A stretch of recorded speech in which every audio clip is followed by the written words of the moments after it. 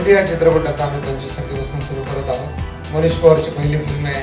मी ती फिल्म वाचली आणि मला अतिशय खरंच फार परिणामकारक ती कथा वाटली की मनापासून असं वाटलं की मराठीत एक सुंदर चित्रपट येईल। या निमित्तानं आम्ही सगळेजण प्रयत्न करणार आहोत की जुन्या व्यक्ती आमच्याबरोबर आहेत ज्यांनी मला त्यांच्या भाषेत सांगायचं तर मी त्यांनी मला जेव्हा चांगला रोल दिला होता तेव्हा सांगितलं होतं की घोड्याला मी पाण्यापर्यंत आणले, आता त्यांनी प्यायचं का नाही ते त्याने ठरवावं। निराळ्या वळणावर सध्या मराठी चित्रपट चाललाय।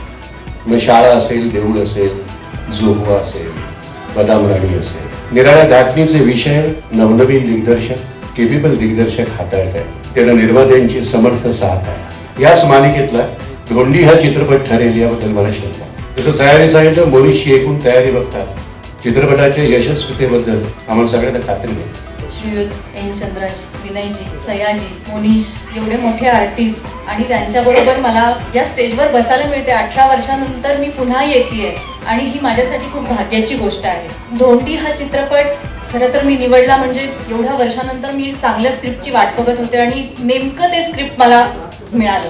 एवढ्या मोठ्या कलाकारांबरोबर काम करताना खूप मजा येणार आहे। शेतकरी आत्महत्या, शेतकरी आत्महत्या, शेतकरी आत्महत्या, अनेक चित्रपटातून अनेक वेळा हा विषय मांडण्याचा प्रयत्न अनेक दिग्दर्शकांनी, अनेक निर्मात्यांनी केला। दुष्काळजन्य परिस्थितीमध्ये शेतकऱ्यांची व्यथा अगदी हसत खेळत मांडण्याचा मी प्रयत्न करतोय। ऐसा खूबसूरत मौका मिला है धोंडी। सब्जेक्ट बहुत अच्छा, विषय बहुत अच्छा, और इस विषय के किंग जो है हमारे एन चंद्रा साहब, जिनके बचपन से हमने डायरेक्शन देखे, फिल्में देखी और पूरी दुनिया ने पीठ थपथपाई, तो आज उनके सामने खड़े होने का मौका मिला है। और बहुत अच्छा सब्जेक्ट आपने चुना है, महाराष्ट्र की सबसे बड़ी समस्या। एन चंद्रा साहब, मैंने 2 लाइन सुनी थी कि ये वो जमीन है जहां आसमान रहता है, ये वो जमीन है जहां आसमान रहता है, और ये वो मुल्क है जहां किसान रहता है।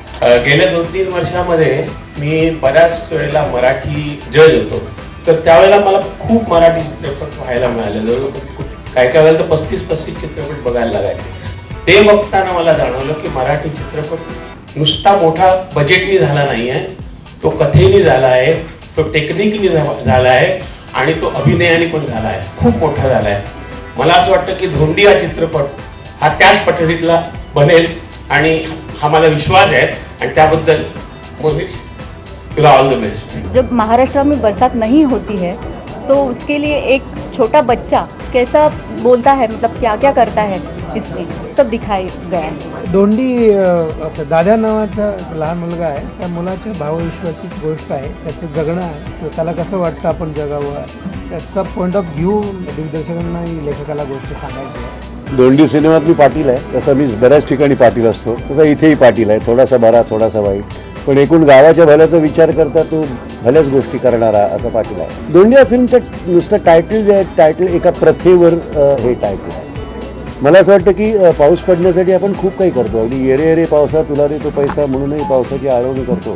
त्याच्या करामध्ये आहेत पावसाच्या प्रवासाच्या। पावसाला आणण्यासाठी एक 10 वर्षाचा मुलगा, ज्याचं खेळण्या बागडण्याचं व ज्याची मानसिकता काय असली असेल, तो तितका प्रगल्भ नाही, पण त्याच्या पॉईंट ऑफ व्ह्यूने तो पावसासाठी काय काय प्रयत्न करतो, त्याचं पात्र आहे यासाठी। हा चित्रपट साधारण आम्हाला 12/12/12ला रिलीज करण्याचा आमचा मानस आहे, पण तांत्रिकदृष्ट्या बघूयात आता कसं काय होतं।